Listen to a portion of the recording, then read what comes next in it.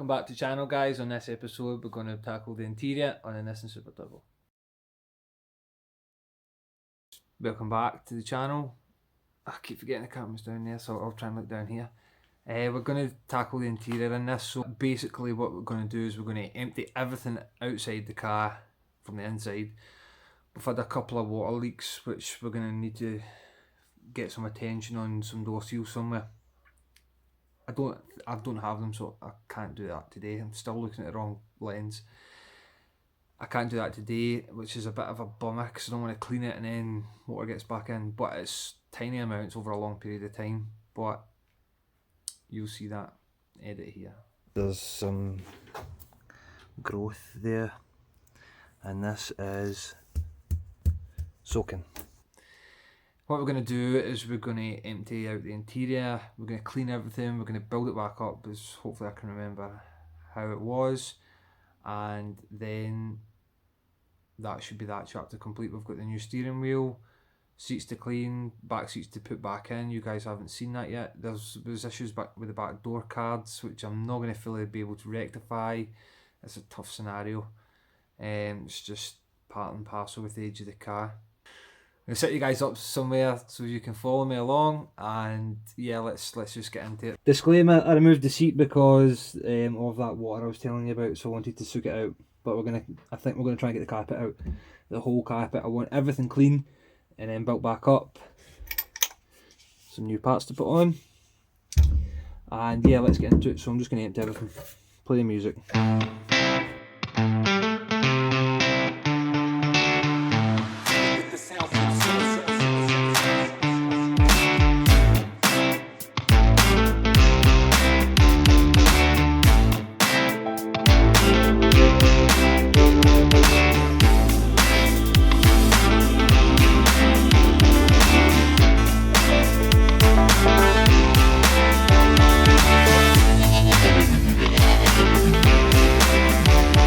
Think we'll find any money. I already found a couple of coins, but I'm sure it's tradition that they stick a piece of money under the carpet for good luck, the Japanese, so we might find some more treasure.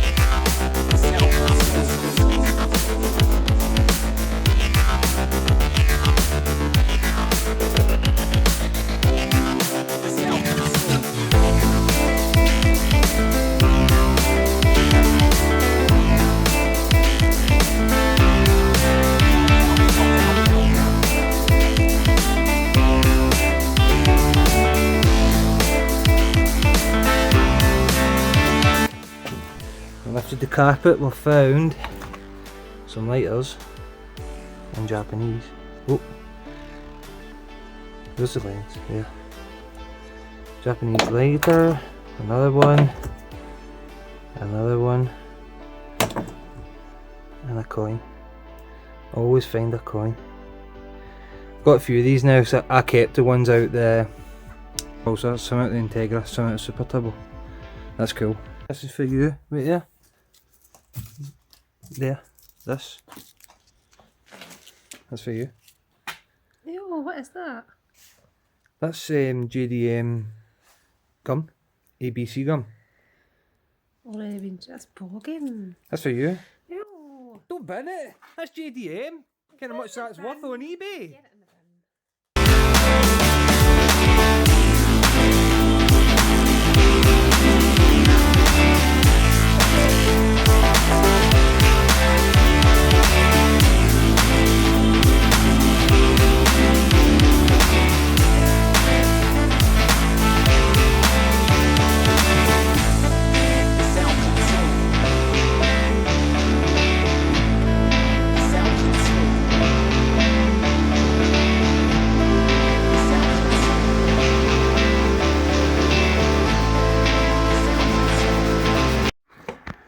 I'm going to try and capture this, guys. When I'm extracting, you can see what's being extracted.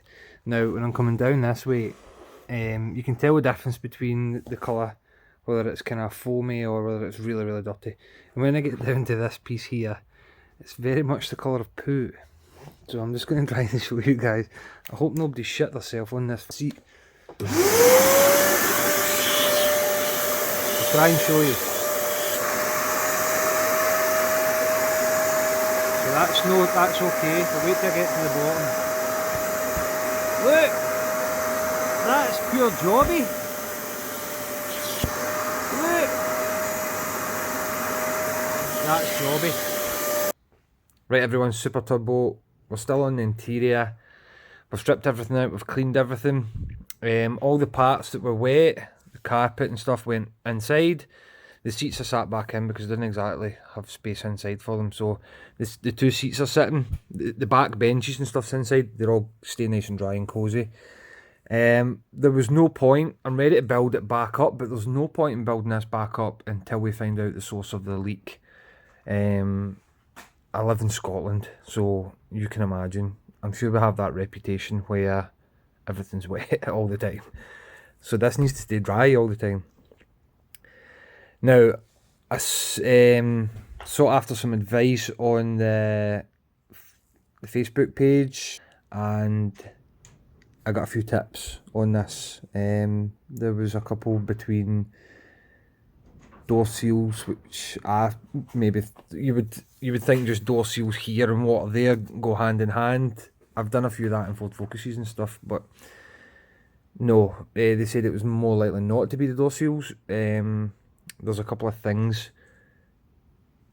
I'm trying to think what the other one was. Someone told me to remove the rubber, the foam, because in here there's a drain in here, and basically because it's got a sunroof, the sunroof drain tubes come down the A-pillar, down here, down in here, and sure as hell that's blocked. So what's happening is it's instead of letting the water drain from the bottom of the sill, it's all gathering up and then it's heading inside.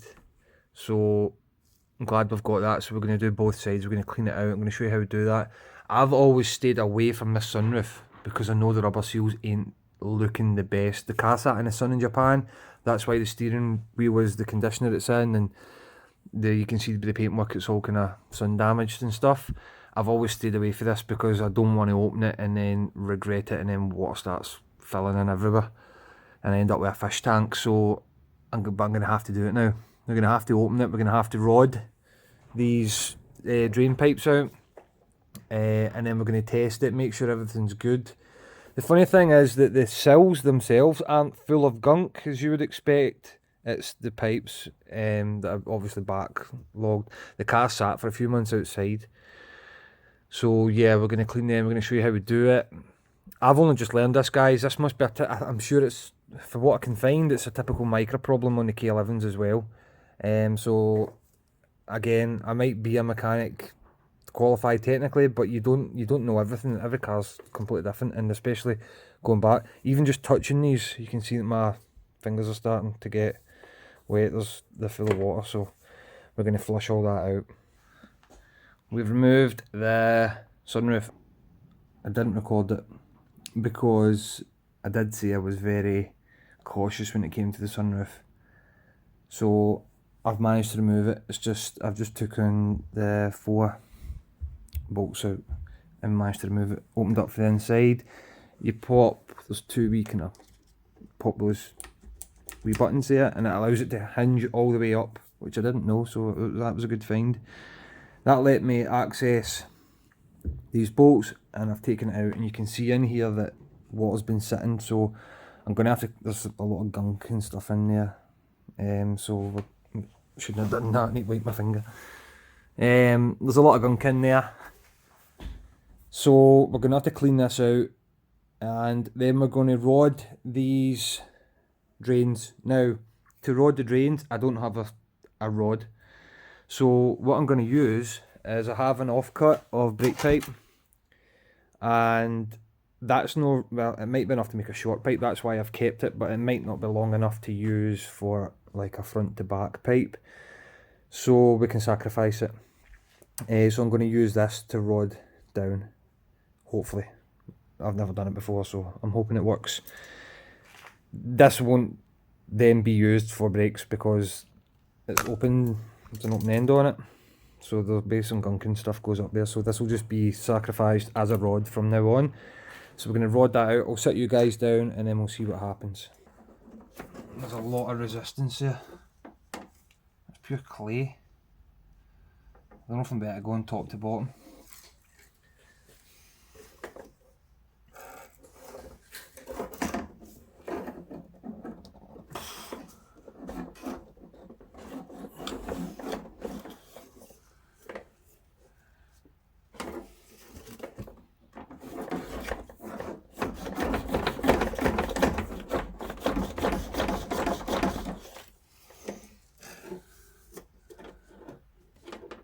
It's like jobby.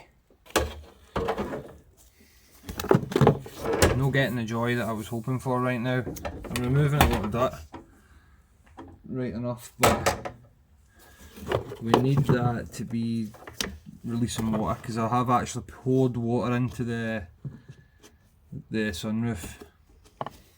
So I've switched, guys. I'm not sure how I'm going to edit this, but I've changed. I have got a roll of solder, which is pretty big. I think I've just came across it. I've not bought it for anything. And it's a bit probably heavy for my soldering iron, for doing the car repairs or whatever, wiring repairs. It's a lot more easier to rod, getting it a lot further, but we need to keep going till we get water. Got it, guys, it's happening. That went for miles. I'm going to start flushing more water in. That went for a long way there.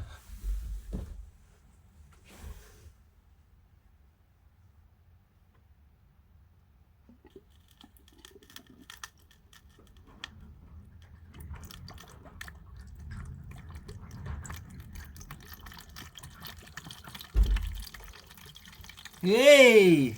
Just to give you a wee show, so there's the overflow pipe there.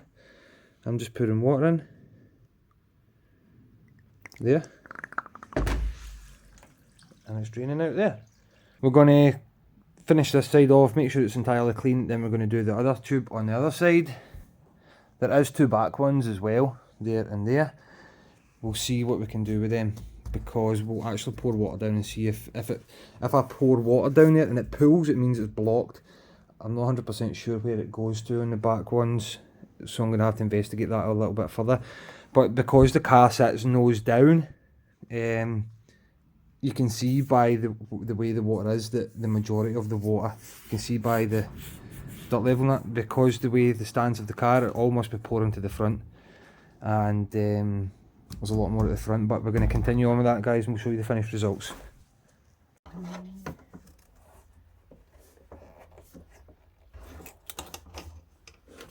Yeah.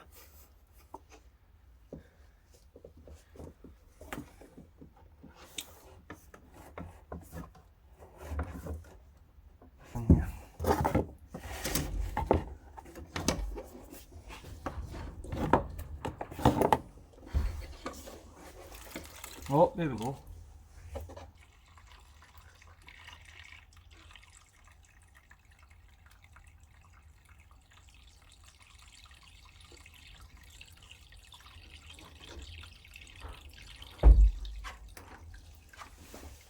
You see some bubbles there, guys. I'm going to let you into a little tip. I don't know if it's a tip or not, actually. I'm putting wheel cleaner down through this just to try and help dislodge the dirt a little bit, and then I'll keep flushing it, but that's why there's bubbles. I've put a little bit of wheel cleaner, concentrated wheel cleaner, and I've diluted it down a little bit, and I'm just flushing it through. It might just help dislodge some of the dirt particles and stuff, so that's why it's bubbly. When I put it down, I'm going to make sure it's rinsed properly though. That was the last one we're going to do, guys. You can see now how clear it is, so I'm happy with that, and we can move on.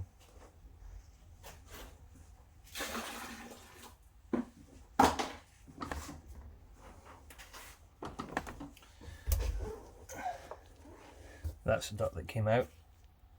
Crazy. Ba-boom! I've got the full front end off. So I was getting ready, MOT prep, and it's been playing on my mind about the drains being blocked and the way the water's been travelling.